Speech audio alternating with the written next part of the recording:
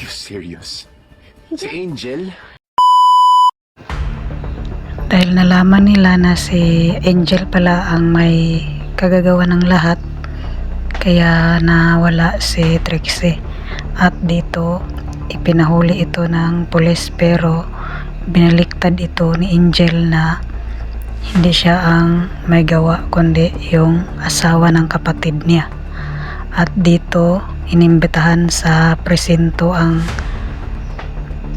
kanyang awas upang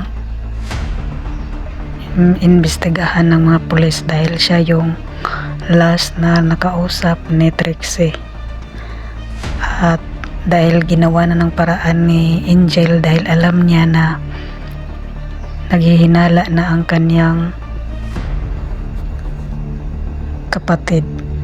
At dito naglagay ng ebidensya itong si Angel sa loob ng kwarto ng kanyang kapatid upang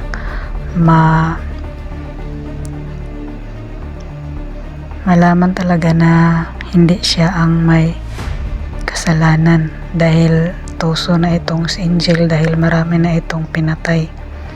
Kaya alam na niya ang gagawin upang hindi siya makulong. At dahil dito, akala ng kapatid niya ay wala itong masamang gagawin si Angel sa kanilang pamilya. So, abangan natin guys ang next episode sa Apoy sa Dugo.